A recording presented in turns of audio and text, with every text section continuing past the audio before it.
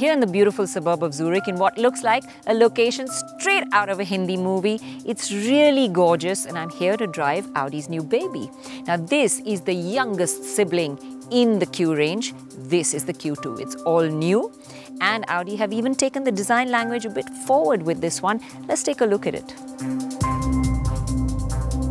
Whilst the Q7's other siblings may look like someone put it on a Xerox machine and shrank it, the Q2 sets out to have a distinctive look of its own.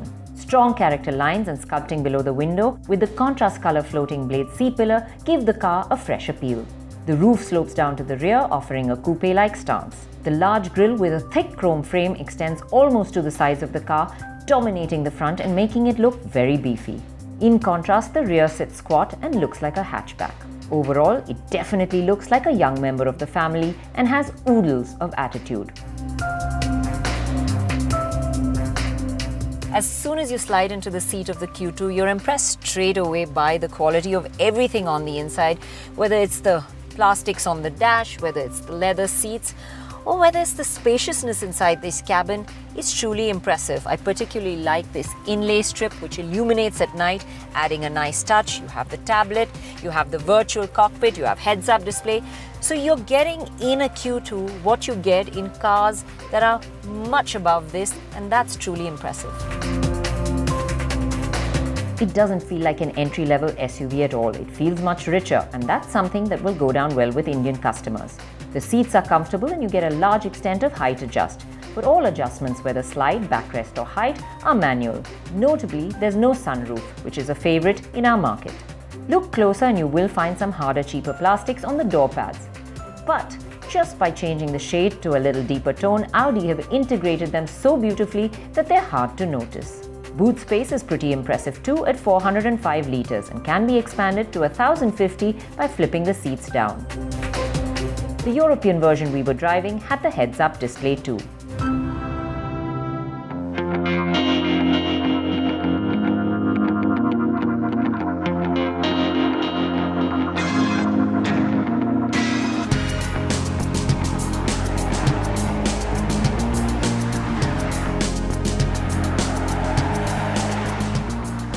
The heads-up display has this little plastic shield which is in your line of vision and nice.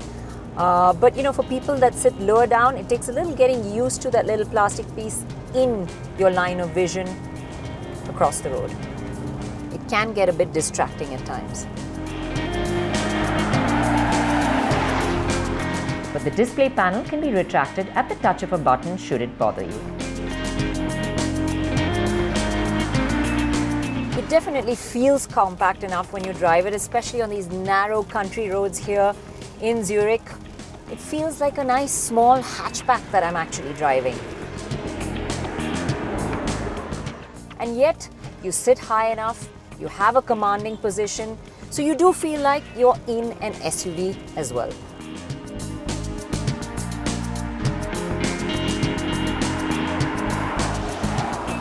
So it sets out to do what it's meant to extremely well.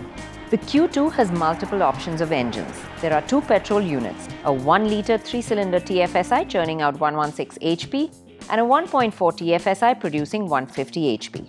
The diesels are a 1.6 TDI with 116 HP and a 2-litre TDI in two states of tune. In India, we will probably get the 1.4 petrol and the 2-litre diesel. But the one that I was driving in Zurich was the more powerful 190 HP version of the 2-litre TDI. Now the 2-litre engine that I'm driving feels punchy, it feels nice. Put your foot down, there's always power, there's really no discernible lag, but you get into the meat of the power band really after 2000 RPM. Below that mark, it will still respond to throttle inputs but with less vigour. The performance of the engine feels good largely due to the S-tronic gearbox that works well to keep you in the meat of the band. While it's smooth and quick to swap cogs when you drive at an even pace, demand a sudden burst of power, and it hesitates a slight bit before shifting down. But a quick dab at the paddles resolves that. You can switch between comfort, dynamic or even eco mode to suit your driving style. Now the steering is quite quick and it's quite precise.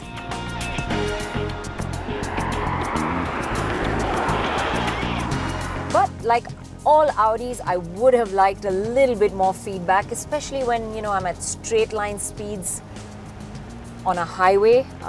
There is a bit of a dead zone at the center. However, you can counter that by putting into dynamic, where it feels much better.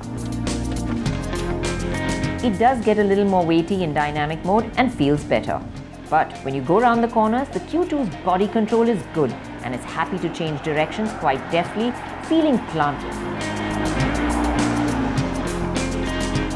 The way this goes around corners is actually quite impressive. Nose dives in, tucks itself into a corner. It actually feels very, very direct.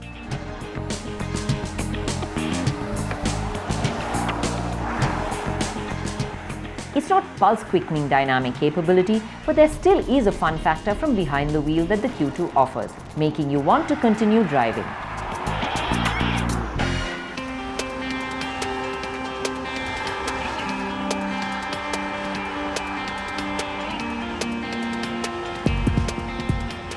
Small country roads, urban slow-speed traffic, or the highway, the Q2 is a good companion.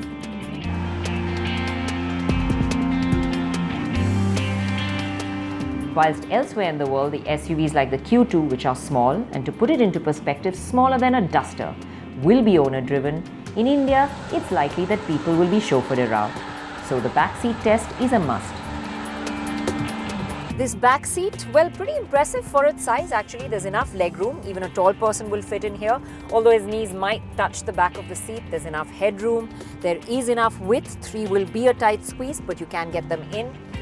If there's one thing I really don't like about this back seat, it's the fact that this window line is really high, the glass area very small, so it makes you feel a bit hemmed in. You can seat 2 6-footers one behind the other, so on that count, the Q2's backseat is good, considering its exterior dimensions. The seats offer good support overall as well. The roads here are like someone took a butter knife and just sort of spread them across the surface. They're too smooth for me to pass judgment on ride quality.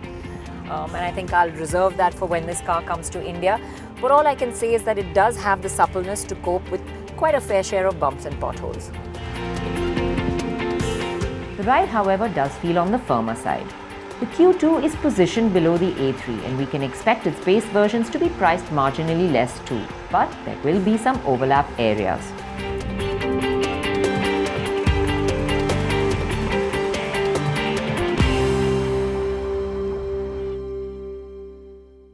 So a short first drive with the Audi Q2, and I have to say, from the time you look at it or when you slide into this interior or get your hands behind that wheel and drive, it's something that you enjoy.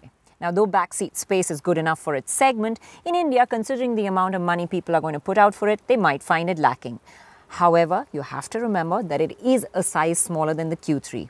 Also, there isn't much else around in that segment. So Audi's on a good footing. This is fresh, it's interesting, definitely something to look forward to. And for those wanting to buy into the Audi brand, it's going to make it more affordable.